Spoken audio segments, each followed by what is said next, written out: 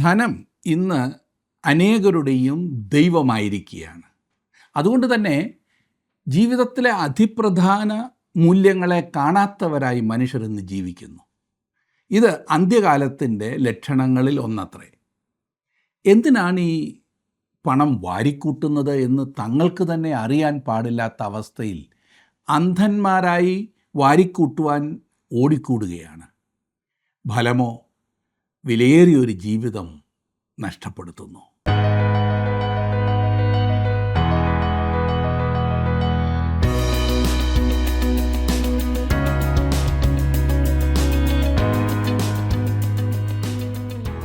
ജീവസന്ദേശം Bible ക്ലാസ്സിലേക്ക് എല്ലാവർക്കും സ്വാഗതം. കാലങ്ങളെയും സമയങ്ങളെയും വിവേചിക്കുവാനുള്ള കഴിവ് ഒരു ദൈവ പൈതലിന് ഉണ്ടായിരിക്കേണ്ടതാണ്. ഇല്ലെങ്കിൽ ജീവിതത്തിൽ വിലയേറിയ സമയങ്ങൾ നഷ്ടപ്പെടുവാനും ചെയ്യേണ്ടുന്ന പല കാര്യങ്ങൾ പൂർത്തീകരിക്കപ്പെടാതെ പോവുകയും ചെയ്യും. അന്ത്യകാലം എന്നറിയപ്പെടുന്ന നാം ജീവിച്ചു വരുന്ന ഈ യുഗത്തെക്കുറിച്ച് കർത്താവും അപ്പോസ്തലന്മാരും നിരവധി പ്രാവശ്യം പറഞ്ഞിട്ടുണ്ട്. 2 തിമോത്തിയോസ് 3-ാം അധ്യായത്തിൻ്റെ 1 മുതൽ 9 വരെയുള്ള വാക്യങ്ങൾ.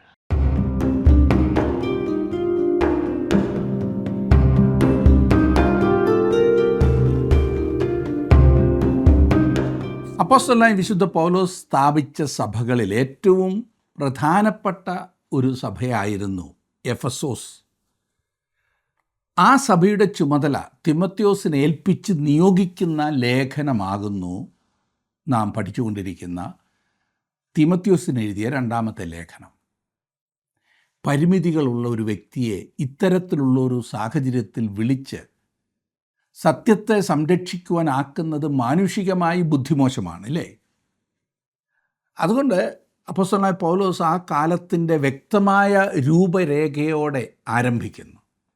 ഇങ്ങനെ ഒരു കാലത്തിൽ തിമോത്തിയോസ് താൻ പൗലോസിൽ നിന്നും പഠിച്ചതും താൻ ശ്രദ്ധിച്ചതുമായ കാര്യങ്ങൾ വിശ്വസ്തയോടെ പഠിപ്പിക്കുകയും കാത്തു സൂക്ഷിക്കുകയും ചെയ്യേണ്ടതുണ്ട് എന്ന് പൗലോസ് അപ്പോസ്തലൻ തിമോത്തിയോസിനെ പ്രബോധിപ്പിക്കുന്നു. തിമോത്തിയോസിന് എഴുതിയ 2-ാം ലേഖനം 3-ാം അധ്യായത്തിൽ പൗലോസ് അപ്പോസ്തലൻ അന്ത്യകാലത്തിൽ വരുവാൻ പോകുന്ന വിശ്വാസത്യാഗത്തെക്കുറിച്ച് മാത്രമല്ല പറയുന്നത്, അതിനുള്ള മറുമരുന്ന് എന്താണ് എന്നുകൂടി പറയുന്നു.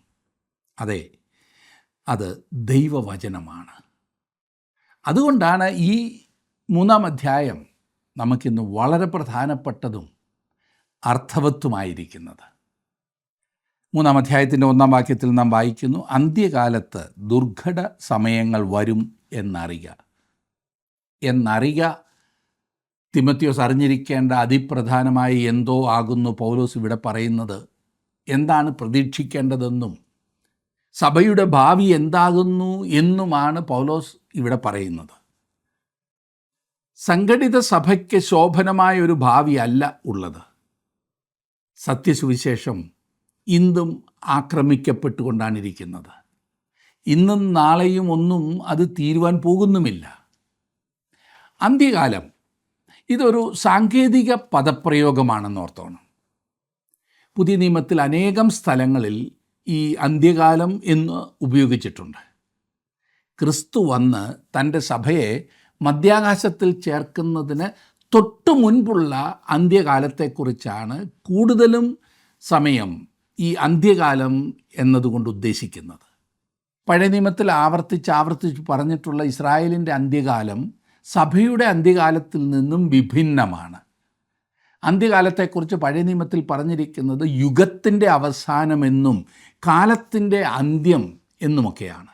ആയത് മഹാപീഡനകാലമാകുന്നു. അതും സഭയുടെ അന്ത്യകാലവും തമ്മിൽ വളരെയേറെ വ്യത്യാസമുണ്ട്. ഞാൻ നേരത്തെ സൂചിപ്പിച്ചതുപോലെ സഭയുടെ അന്ത്യകാലം ക്രിസ്തു വന്ന് തൻ്റെ സഭയെ മധ്യാകാശത്തിൽ ചേർക്കുന്നതിന് തൊട്ടു മുൻപുള്ള സമയമാണ്. പൗലോസിൻ്റെ സമയത്ത് ആരംഭിച്ച വിശ്വാസത്യാഗം തുടർന്നുകൊണ്ടേയിരിക്കും. താൻ പോയതിന് ശേഷം ദുരുപദേഷ്ടാക്കന്മാർ സഭയിൽ പ്രവേശിക്കുമെന്ന് പൗലോസ് എഫെസോസിലെ സഭയ്ക്ക് മുന്നറിയിപ്പ് നൽകിയത് നാം അപ്പോസ്തല പ്രവൃത്തികളിൽ വായിക്കുന്നു. അവൻ അവരോട് പറഞ്ഞത് അപ്പോസ്തല പ്രവൃത്തികളുടെ പുസ്തകം 20-ാം അധ്യായത്തിൻ്റെ 29-ഉം 30-ഉം വാക്യങ്ങളിൽ, ഞാൻ പോയ ശേഷം ആട്ടിൻകൂട്ടത്തെ ആദരിക്കാത്ത കൊടിയ ചെന്നായ്ക്കൾ നിങ്ങളുടെ ഇടയിൽ കടക്കും എന്ന് ഞാൻ അറിയുന്നു. ശിഷ്യന്മാരെ തങ്ങളുടെ പിന്നാലെ വലിച്ചു കളവാനായി വിപരീതോപദേശം പ്രസ്താവിക്കുന്ന പുരുഷന്മാർ നിങ്ങളുടെ ഇടയിൽ നിന്നും എഴുന്നേൽക്കും.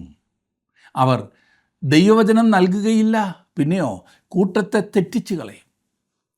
ദുരുപദേഷ്ടാക്കന്മാർ ആടുകളുടെ രോമം കത്രിക്കുകയല്ല, പിന്നെയോ രോമം വടിച്ചെടുക്കുകയാണ് ചെയ്യുന്നത്. ആദായമുണ്ടാക്കുക മാത്രമാണ് അവരുടെ ലക്ഷ്യം. ദുർഘട സമയങ്ങൾ വരും എന്ന് പറഞ്ഞാൽ ദുഃഖപൂർണമായതോ അസ്വസ്ഥതകൾ നിറഞ്ഞതോ ആയ സമയം വരും എന്നത്രേ. അത് ലോകത്തിൻ്റെ മാനസാന്തരമായി തോന്നുന്നില്ല. 1000 ആണ്ട് വാഴ്ചയിൽ സഭ ലോകത്തിലുള്ള സകല ജാതികളെയും മാനസാന്തരത്തിലേക്ക് നയിക്കും എന്ന ധ്വനി ഇവിടെ ഉണ്ടെന്ന് തോന്നുന്നില്ല. വചനവും അങ്ങനെ പഠിപ്പിക്കുന്നില്ല. അങ്ങനെ ചിന്തിക്കുന്ന അനേകരുണ്ട്. അതിന് പകരം അന്ത്യകാലത്ത് എന്താണ് സംഭവിക്കുവാൻ പോകുന്നതെന്ന് ശ്രദ്ധിച്ചാലും അടുത്ത ചില വാക്യങ്ങളിൽ 19 വ്യത്യസ്ത വിവരണങ്ങൾ നൽകിയിട്ടുള്ളത് നമുക്ക് കാണാവുന്നതാണ്.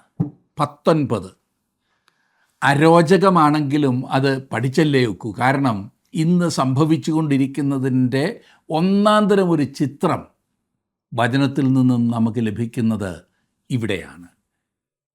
സഭയുടെ അന്ത്യനാളുകളിലേക്കാണ് നാം നീങ്ങിക്കൊണ്ടിരിക്കുന്നത് എന്നത്രേ ഞാൻ വിശ്വസിക്കുന്നത്. ഞാൻ അങ്ങനെ പറയുന്നതിന് കാരണം ഈ വാക്യങ്ങളിൽ പറഞ്ഞിരിക്കുന്ന കാര്യങ്ങൾ ഇന്ന് നാം കണ്ടുകൊണ്ടിരിക്കുന്നു എന്നുള്ളതാണ്. ഓരോന്നും എടുത്ത് ഒന്ന് പരിശോധിച്ച് നോക്കൂ. ഈ ഭാഗത്ത് പറഞ്ഞിരിക്കുന്ന ദുർഘട സമയത്ത് തന്നെയാണ് നാം ഇപ്പോൾ ജീവിക്കുന്നത് എന്നത്രേ ഞാൻ വിശ്വസിക്കുന്നത്. ഇങ്ങനെ എത്ര നാൾ പോകും എന്നെനിക്കറിയില്ല. എന്നാൽ ഇത് കൂടുതൽ കൂടുതൽ മോശമാകുക മാത്രമേ ഉള്ളൂ. നന്നാകുവാൻ പോകുന്നില്ല എന്ന കാര്യം ഉറപ്പാണ്. അതുകൊണ്ട് ഈ ഭാഗം നാം ശ്രദ്ധിച്ച് പഠിക്കുമ്പോൾ നമുക്ക് ഇന്നത്തെ കാലത്തെക്കുറിച്ച് വിലയിരുത്തുവാൻ സാധിക്കും. തിമോഥെയോസിന് എഴുതിയ 2-ാം ലേഖനം 3-ാം അധ്യായത്തിൻ്റെ 2, 3, 4 വാക്യങ്ങൾ ഞാൻ ആദ്യം വായിക്കാം. 2-ാം വാക്യം നോക്കിക്കാട്ടെ. മനുഷ്യർ സ്വസ്നേഹികളും ദ്രവ്യാഗ്രഹികളും വമ്പു പറയുന്നവരും അഹങ്കാരികളും ദൂഷകന്മാരും അമ്മയപ്പന്മാരെ അനുസരിക്കാത്തവരും നന്ദി കെട്ടവരും അശുദ്ധരും വാത്സല്യമില്ലാത്തവരും ഇണങ്ങാത്തവരും ഏഷണിക്കാരും അജിതേന്ദ്രിയന്മാരും ഉഗ്രന്മാരും സൽഗുണദ്വേഷികളും ദ്രോഹികളും ധാർഷ്ട്യക്കാരും നിഗളുകളുമായി ദൈവപ്രിയമില്ലാതെ ഭോഗപ്രിയരായി. അന്ത്യകാലത്തെക്കുറിച്ച് പറയുവാൻ ഉപയോഗിച്ചിരിക്കുന്ന 19 പദപ്രയോഗങ്ങളാണ് ഇവിടെ കാണുന്നത്. ഓരോന്നും പെട്ടെന്നൊന്ന് നോക്കാം. ഒന്നാമത് പറയുന്നു മനുഷ്യർ സ്വസ്നേഹികൾ. നമ്മുടെ ഇന്നത്തെ സംസ്കാരത്തിൽ ഇത് വളരെയേറെ പ്രകടമായി കാണുന്നുണ്ട്. ജീവിതത്തിൻ്റെ എല്ലാ തുറകളിലും ഈ സ്വസ്നേഹികളെ നാം കാണുന്നു. സ്വയം സ്നേഹിക്കുക, അതാണ് അവിടുത്തെ അർത്ഥം. ഒരുവനെ പുകഴ്ത്തി പുകഴ്ത്തി പറയുവാൻ പണം പോലും ചെലവഴിക്കുന്ന ഒരു കാലത്താണ് നാം ജീവിക്കുന്നത്. ഞാൻ മറ്റൊരാളെ പുകഴ്ത്തി പറയുന്നതിന് കാരണം അയാൾ എന്നെ പുകഴ്ത്തി പറയുവാനാണ്. എനിക്കും മനസ്സിലാകാത്ത ഒരു കാര്യം, ഒരു സുവിശേഷ യോഗത്തിൻ്റെ പരസ്യത്തിൽ എന്തിനാണ് ഈ പ്രസംഗകൻ്റെ ഫോട്ടോ വയ്ക്കുന്നത്? പേര് കേട്ടാൽ അറിയാത്തവനെ ഫോട്ടോ കണ്ടാൽ ആരെങ്കിലും അറിയുമോ?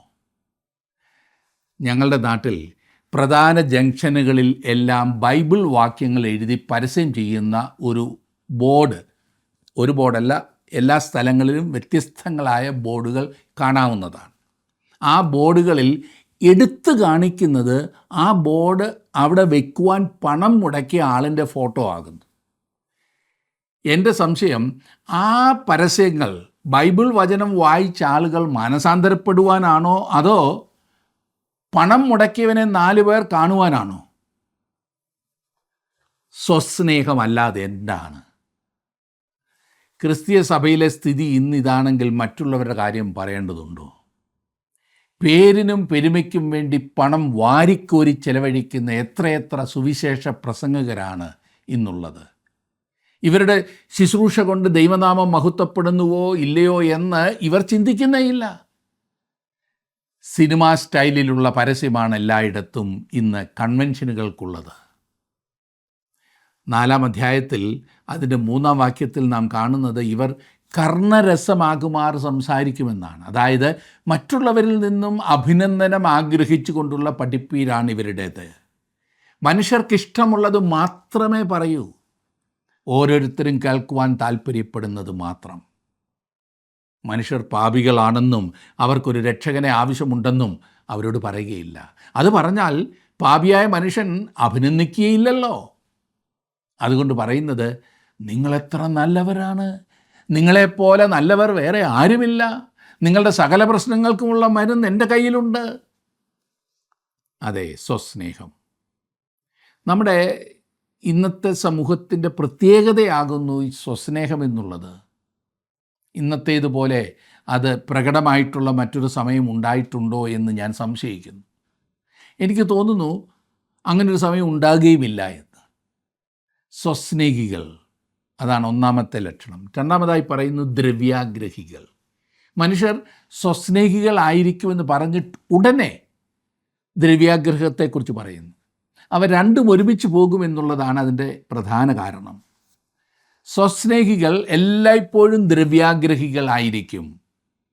പഴയ സ്വഭാവം വളരെയേറെ പണം തനിക്കായി ചെലവഴിക്കുവാൻ ആഗ്രഹിക്കുന്ന ഒന്നാണ്. എത്ര കിട്ടിയാലും തികയത്തില്ല, എപ്പോഴും പിറുപിറുത്തു കൊണ്ടിരിക്കും. തിമോത്തിയോസിന് എഴുതിയ 1-ാം ലേഖനം 6-ാം അധ്യായത്തിൻ്റെ 10-ാം വാക്യത്തിൽ നാം അത് കണ്ടു. ദ്രവ്യാഗ്രഹം സകലവിധ ദോഷത്തിനും കാരണമല്ലോ എന്ന്. ദ്രവ്യം അഥവാ പണം അതിൽ തന്നെ ദോഷമല്ല. പണത്തോട് നമുക്കുള്ള മനോഭാവത്തിലാണ് പ്രശ്നമിരിക്കുന്നത്. ദ്രവ്യം ഒരു ദാസനായിരിക്കുന്നിടത്തോളം അത് നല്ലതുപോലെ വേല ചെയ്യും. എന്നാൽ അവൻ നമ്മെ ഭരിക്കുവാൻ നാം ഏൽപ്പിച്ചു കൊടുക്കുമ്പോൾ, അല്ലെങ്കിൽ അവൻ നമ്മുടെ യജമാനനായി തീർന്നാൽ പിന്നെ തീർന്നു, അതോടുകൂടെ ജീവിതം നശിച്ചു. ഇന്ന് അനേകരെയും ഭരിക്കുന്നത് ദ്രവ്യമാകുന്നു, അവരുടെ പണം. ധനമുണ്ടാകണം, അതുണ്ടാക്കണം എന്നുള്ള ഒരേ ഒരു ചിന്ത മാത്രമാണ്. ദ്രവ്യാഗ്രഹം പണമുണ്ടാക്കുന്നതിൽ മാത്രമല്ല, അത് ഉപയോഗിക്കുന്നതിലും കൂടിയാണ് വെളിപ്പെടുന്നത്. ഇന്ന് എല്ലാ രംഗത്തും കാണുവാൻ കഴിയുന്ന ഒരു വലിയ രോഗമല്ലേ ഇത്? എങ്ങനെ പോയാലും പണമുണ്ടാകണം. പഴമക്കാർ പറയുമായിരുന്നു, കവിണ് വീണാൽ കാൽപ്പണം കൊണ്ടേ എഴുന്നേൽക്കാവൂ എന്ന്. അതെത്ര കിട്ടിയാലും മതിയാകയില്ല.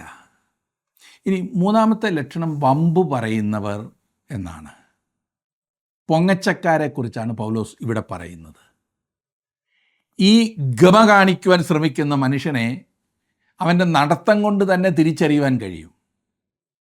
അതെ, ഒരു മയിലിനെ പോലെ അവൻ നടക്കുന്നു. തൻ്റെ കഴിവുകളെക്കുറിച്ചും തനിക്കുള്ള വകകളെക്കുറിച്ചും തൻ്റെ കുടുംബത്തെക്കുറിച്ചും തൻ്റെ ഭാര്യ വീട്ടുകാരെക്കുറിച്ചും തൻ്റെ ജോലിയെക്കുറിച്ചും ഒക്കെ പറയുന്നത് കേട്ടാൽ മറ്റാർക്കും ഒന്നുമില്ല എന്ന് തോന്നും. ഇന്ന് പിന്നെ സമൂഹ മാധ്യമങ്ങളിലൂടെ ഇത് പറയാൻ നല്ല അവസരമാണല്ലോ. ഈ വർഗത്തെ വളരെയേറെ ഇന്ന് കാണുവാൻ കഴിയും. നാലാമതായി അഹങ്കാരികൾ. ഇതേക്കുറിച്ച് ഞാൻ ഒന്നും പറയേണ്ടതില്ലല്ലോ. ദൈവം വെറുക്കുന്ന ഒരു കൂട്ടരാണ്. വീണ്ടും വീണ്ടും ദൈവവചനത്തിൽ പറഞ്ഞിട്ടുള്ള ഒരു കൂട്ടരാകുന്നു ഈ അഹങ്കാരികൾ. അവരോട് ദൈവം എതിർത്ത് നിൽക്കുന്നു എന്ന് വചനം പറയുന്നു. അഞ്ചാമതായി ദൂഷകന്മാർ. മറ്റുള്ളവരുടെ കാര്യങ്ങളിൽ എപ്പോഴും തലയിട്ടുകൊണ്ടിരിക്കുന്നവരെക്കുറിച്ചാണ് ഇവിടെ ഉദ്ദേശിക്കുന്നത്. മറ്റൊരാളുടെ ദോഷത്തെക്കുറിച്ചും ഇങ്ങനെയുള്ളവരോട് ചോദിച്ചാൽ മതിയാകും. അവരുടെ പ്രധാന പണി തന്നെ അതാണ്, മറ്റുള്ളവരുടെ ദോഷം കണ്ടുപിടിക്കുക. ആറാമതായി അമ്മയപ്പന്മാരെ അനുസരിക്കാത്തവർ. തീർച്ചയായും ഇത് സ്വയം പ്രകടമാകുന്നതാണ്. ഇന്നത്തെ സമൂഹത്തിൻ്റെ പ്രത്യേകതയല്ലേ ഇത്? മാതാപിതാക്കളെ വകവയ്ക്കാത്ത കുട്ടികൾ, അമ്മയപ്പന്മാർക്ക് ഒന്നും അറിയില്ല എന്നാണ് കുട്ടികളിൽ നല്ല പങ്ക് കരുതുന്നത്. അമ്മയപ്പന്മാരെ അനുസരിക്കാത്ത തലമുറ നാശത്തിലേക്കാണെന്ന് ബൈബിൾ പഠിപ്പിക്കുന്നു. ഏഴാമതായി നന്ദി കെട്ടവർ. മറ്റുള്ളവരിൽ നിന്നും പലവിധമായ നന്മ പ്രാപിക്കുന്ന അനേകരും അല്പം പോലും നന്ദി കാണിക്കുവാൻ ശ്രമിക്കാറില്ല. പിന്നെ ദൈവത്തിൽ നിന്നും ലഭിക്കുന്നവയ്ക്ക് നന്ദി കാണിക്കണമെന്ന് പറഞ്ഞാൽ നടക്കുമോ? ദൈവത്തിൽ നിന്നും പ്രാപിക്കുന്ന 100 നന്മകൾക്ക് നന്ദി കാണിക്കാത്ത മനുഷ്യൻ കൂടുതൽ കൂടുതൽ കിട്ടുവാനുള്ള താല്പര്യം മാത്രമേ അവനിലുള്ളൂ. അവൻ എപ്പോഴും ദൈവത്തോട് നന്ദിയില്ലാത്തവനായി ജീവിക്കുന്നു. ഇന്നത്തെ മനുഷ്യൻ്റെ ഒരു പ്രത്യേകത അല്ലേ അത്? എട്ടാമതായി അശുദ്ധർ. ഈ പറയുന്നവർ തങ്ങളുടെ സംസാരത്തിലും പെരുമാറ്റത്തിലും ദൈവത്തിനെതിരായിട്ടാണ് പ്രവർത്തിക്കുന്നത്. ഒൻപതാമതായി വാത്സല്യമില്ലാത്തവർ. ഇതിൻ്റെ ശരിയായ പരിഭാഷ പ്രകൃത്യാ ഉള്ള സ്നേഹമില്ലാത്തവർ എന്നാണ്. ശ്രദ്ധിക്കണം, പ്രകൃത്യാ ഉള്ള സ്നേഹമില്ലാത്തവർ എന്ന് പറഞ്ഞാൽ പ്രകൃതി വിരുദ്ധമായി സ്നേഹം കാണിക്കുന്നവർ എന്നാണ് അർത്ഥം. ക്രമവിരുദ്ധമായ ബന്ധങ്ങൾ ഉള്ളവർ, അതാണ് ഇവിടുത്തെ അർത്ഥം. ഉദാഹരണത്തിന് സ്വവർഗരതി. സ്വവർഗരതി സാധാരണ ഒരു പെരുമാറ്റമായി അംഗീകരിച്ചിരിക്കുന്ന ഒരു കാലത്തിലാണ് നാം ഇന്ന് ജീവിക്കുന്നത്. ഒരു കാലത്ത് നാണക്കേട് പേടിച്ച് വെളിയിൽ പറയുവാൻ മടിച്ചിരുന്ന ഈ വിലക്ഷണ ബന്ധങ്ങൾ ഇന്ന് സംസ്കാര സമ്പന്നതയുടെ തെളിവായിട്ടാണ് അനേകരും കൊട്ടിഘോഷിക്കുന്നത്. സ്വവർഗരതിയെ അംഗീകരിക്കുമ്പോൾ മനുഷ്യവർഗം താഴാവുന്നതിലേക്കും ഏറ്റവും താണസ്ഥിതിയിലേക്ക് വീഴുകയാണ് ചെയ്യുന്നത്. അവൻ സംസ്കാര സമ്പന്നനാകുകയല്ല, സംസ്കാര ശൂന്യൻ ആകുകയാണ്. പത്താമതായി ഇണങ്ങാത്തവർ എന്ന് പറഞ്ഞാൽ ചേർന്ന് പോകുവാൻ ഏറ്റവും അധികം പ്രയാസമുള്ള ആളുകൾ. ആ അർത്ഥത്തിലാണ്. എങ്ങനൊക്കെ പ്രവർത്തിച്ചാലും എന്തൊക്കെ പറഞ്ഞാലും ഈ കൂട്ടരോട് ചേർന്ന് പോകുവാൻ പ്രയാസമാണ്.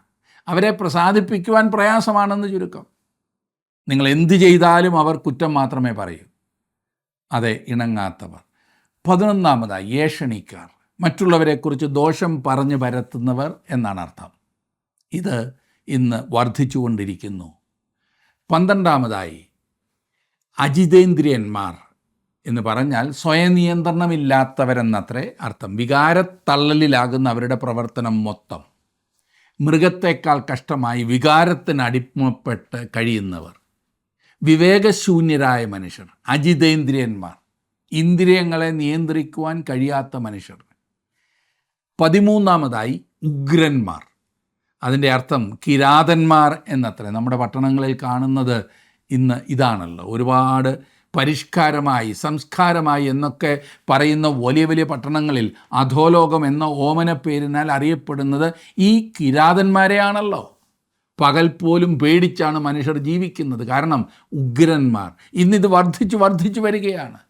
ഗുണ്ടകൾ എന്നൊക്കെ നമ്മൾ പറയത്തില്ലേ, അതുതന്നെ. 14 സൽഗുണദോഷികൾ. അതെ, നല്ല കാര്യങ്ങളെ വെറുക്കുന്നവർ. ഇത് വളരെയേറെ പ്രകടമാണല്ലോ. ഏതൊരു നല്ല കാര്യം ചെയ്യാൻ തുനിഞ്ഞാലും അതിനെ എതിർക്കുന്ന ചിലരുണ്ട്. സഭയിലായാലും സമൂഹത്തിലായാലും എതിർപ്പ് ഈ കാര്യത്തിൽ വളരെയേറെ കാണുവാൻ കഴിയും. 15 ദ്രോഹികൾ. അതെ, ചതിയന്മാർ. ചില വ്യക്തികളെ വിശ്വസിക്കുവാൻ പ്രയാസമാണ്, അവർ ചതിക്കും. 16 ധാർഷ്ട്യക്കാർ. വീണ്ടുവിചാരം ഇല്ലാത്തവർ എന്നാണ് ഈ വാക്കിൻ്റെ അർത്ഥം. 17 നിഗളികൾ. ഇത് പറഞ്ഞതുകൊണ്ട് ഇവിടെ അർത്ഥമാക്കുന്നത് അഹങ്കാരത്താൽ അന്ധന്മാരായവർ എന്നോ അഹങ്കാരം കുടിക്കുന്നവരെന്നോ ഒക്കെയാണ് നിഗളികൾ.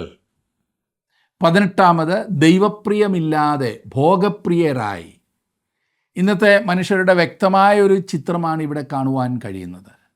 ദൈവപ്രിയമില്ലാതെ ഭോഗപ്രിയരായി സുഖിക്കുവാൻ വേണ്ടി മാത്രം ജീവിക്കുന്ന മനുഷ്യർ. ഇതിനുവേണ്ടി എന്തുമാത്രം പണമാണ് ഓരോ ദിവസവും മനുഷ്യൻ ചെലവഴിക്കുന്നത്. ഇങ്ങനെ സുഖത്തിന് വേണ്ടി രസത്തിന് വേണ്ടി പണം ചെലവഴിച്ചിട്ടുള്ള മറ്റൊരു കാലം ഉണ്ടായിട്ടില്ല എന്നാണ് ഞാൻ ചിന്തിക്കുന്നത്. എന്തെല്ലാം വിനോദോപാധികളാണ്. സോഷ്യൽ മീഡിയ, മണിക്കൂറുകൾ അതിനുവേണ്ടി ചെലവഴിക്കുക, കോടികൾ അതിനുവേണ്ടി ചെലവഴിക്കുകയാണ്. ആവശ്യമുള്ളതുണ്ട്, എന്നാൽ കൂടുതലും അനാവശ്യമല്ലേ? അതെ, TV തന്നെ തുറന്നാൽ എന്തുമാത്രം ചാനലുകളാണ്, ഏതെല്ലാം വികൃതികളാണ് കാണുവാൻ കഴിയുന്നത്. സുഖത്തിന് വേണ്ടിയിട്ടുള്ള മനുഷ്യൻ്റെ ഓട്ടം, എങ്ങനെങ്കിലും രസിക്കുവാനായി എന്തു വേലയും കാണിച്ച് രസിക്കുവാനായുള്ള തത്രപ്പാട്. 5 വാക്യം വായിക്കുമ്പോൾ അവിടെ കാണുന്നത് ഭക്തിയുടെ വേഷം ധരിച്ച് അതിൻ്റെ ശക്തി ത്യജിക്കുന്നവരുമായിരിക്കും. അങ്ങനെയുള്ളവരെ വിട്ടൊഴിയുക. ഇതുവരെ നാം ചിന്തിച്ചുകൊണ്ടിരുന്ന ലിസ്റ്റിൻ്റെ അതെ അന്ത്യകാല പ്രത്യേകതകളുടെ ഒടുവിലത്തെ കാര്യമാകുന്നു നാം ഇവിടെ കാണുന്നത്. 19 കാര്യം, ഭക്തിയുടെ വേഷം ധരിച്ച് അതിൻ്റെ ശക്തി ത്യജിക്കുന്നവർ. മതത്തിൻ്റെ ആചാരങ്ങളിലൂടെ അവർ പോകും, എന്നാൽ ജീവനോ യാഥാർത്ഥ്യമോ ഇല്ലാത്ത അവസ്ഥ. നിർജീവമായ ഒരു മതം. അതെ, തങ്ങൾ പറയുന്നത് എന്താകുന്നു എന്ന് പോലും അറിയുവാൻ പാടില്ലാത്ത മനുഷ്യർ. പ്രാർത്ഥനയുണ്ട്, ചൊല്ലുണ്ട്, ആരാധനയുണ്ട്, എന്നാൽ ജീവനില്ല. ഏതാണ്ടൊക്കെ കാണിച്ചു വെച്ചിട്ട് അത് ഭക്തിയാണെന്ന് കരുതുന്നവർ. അതുകൊണ്ടാണല്ലോ ഈ മനുഷ്യരെ ഭക്തജന പ്രവാഹമെന്ന് പറഞ്ഞ് വിശേഷിപ്പിക്കുന്നത്.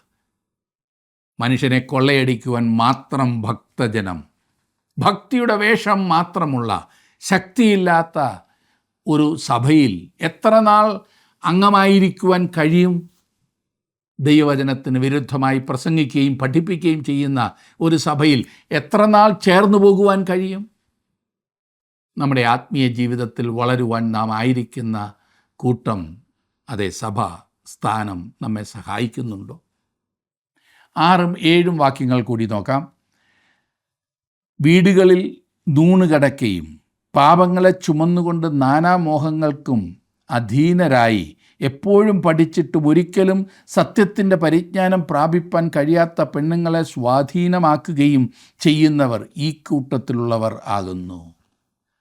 എപ്പോഴും പഠിച്ചിട്ടും ഒരിക്കലും സത്യത്തിൻ്റെ പരിജ്ഞാനം പ്രാപിപ്പാൻ കഴിയാത്ത പെണ്ണുങ്ങൾ. വേറൊരു വിധത്തിൽ പറഞ്ഞാൽ നമ്മുടെ നാട്ടിലൊക്കെ പറയുമല്ല, കഥയില്ലാത്ത പെണ്ണുങ്ങളെന്ന്. ഇവിടെ പറഞ്ഞിരിക്കുന്നത് അത്തരത്തിലുള്ള ആണുങ്ങളെ കൂടി ഉദ്ദേശിച്ചാണ്, അല്ലാതെ ഇവിടെ പെണ്ണുങ്ങളെ ഉദ്ദേശിച്ചല്ല. അനേകം വർഷങ്ങളായി ആരാധനയിലും കൂട്ടായ്മയിലും സംബന്ധിക്കുകയും വചനം പഠിക്കുകയും ഒക്കെ ചെയ്തിട്ടും തങ്ങൾ ആരംഭിച്ചപ്പോഴത്തേതിനേക്കാൾ കൂടുതൽ യാതൊന്നും അറിയാൻ പാടില്ലാത്ത അനേകരുണ്ട്. ഒരിക്കലും പക്വത വന്നിട്ടില്ലാത്തവർ, അതിനുള്ള യാതൊരു ശ്രമവും അവരിൽ കാണുന്നുമില്ല. അവരുടെ ജീവിതങ്ങൾ രൂപാന്തരപ്പെട്ടിട്ടില്ല. പണ്ടത്തെ സ്വഭാവങ്ങളൊക്കെ തന്നെ തുടരുന്നു.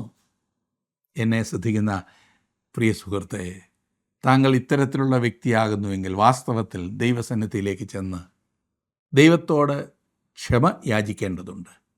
നിങ്ങൾ ചെയ്തത് വലിയ പാപമാകുന്നു.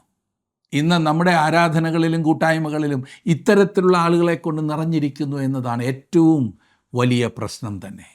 അവരുടെ ലക്ഷ്യം മറ്റ് പലതുമാണ്. അനേകരും തങ്ങൾക്കറിയാവുന്ന ഒരല്പം വചനം കൊണ്ട് തൃപ്തിപ്പെട്ട് കഴിയുകയാണ്. അവരോട് ചോദിച്ചാൽ തങ്ങൾക്ക് എല്ലാം അറിയാമെന്നുള്ള ഭാവമാണ് അവർക്കുള്ളത്.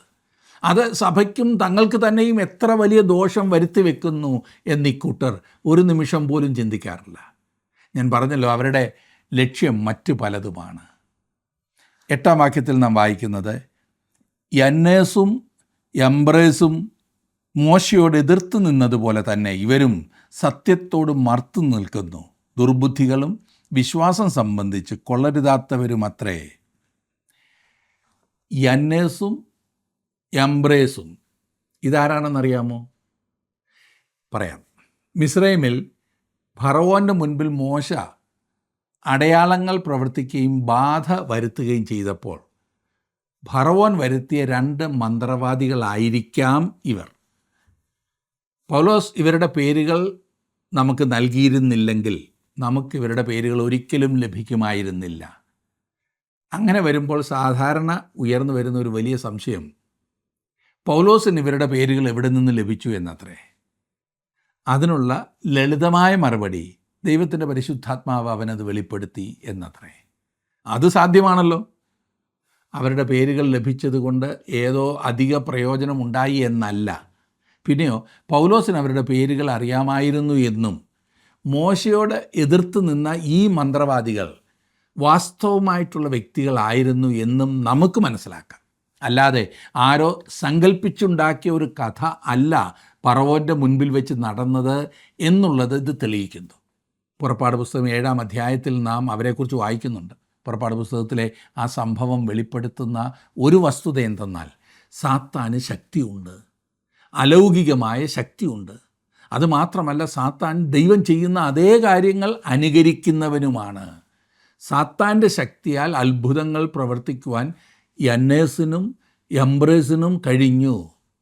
മോശ ദൈവത്തിൻ്റെ ശക്തിയാൽ അത്ഭുതം പ്രവർത്തിച്ചത് അവർ കണ്ടപ്പോൾ അവർ തങ്ങൾക്കുള്ള സാത്താന്യ ശക്തിയാൽ അത്ഭുതം പ്രവർത്തിച്ചു. ഞാൻ വിശ്വസിക്കുന്നത് ഈ കാരണത്താലാണ് 2 പേരുടെ പേര് പറഞ്ഞിവിടെ സൂചിപ്പിച്ചിരിക്കുന്നത്.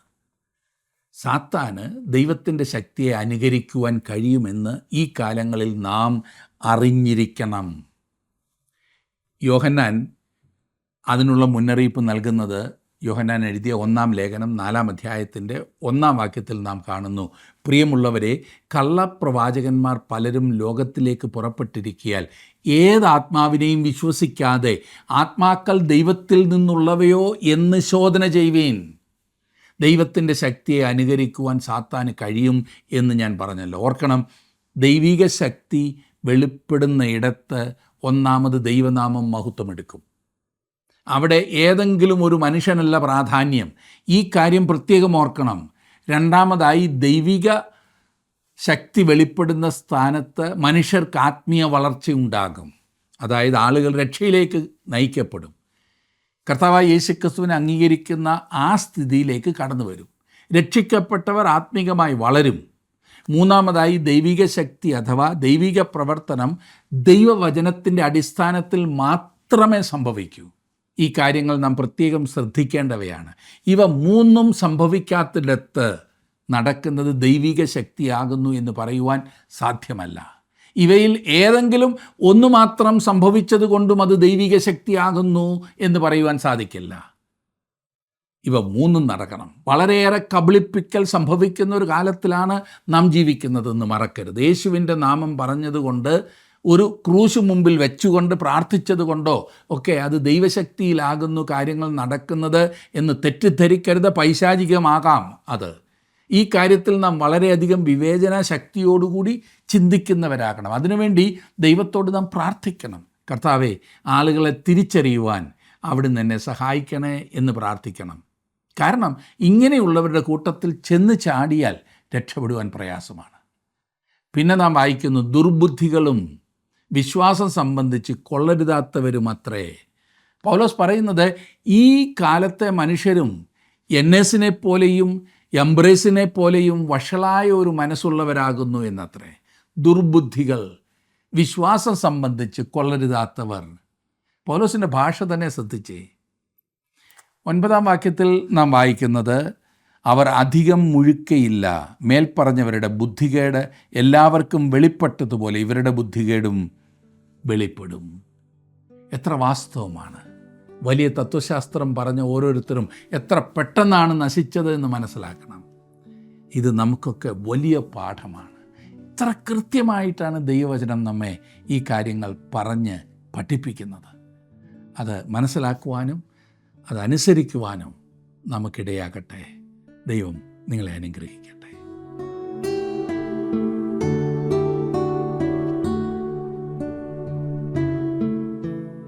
ദൈവഭക്തിയും ദൈവശക്തിയും പരസ്പര പൂരകങ്ങളാകുന്നു.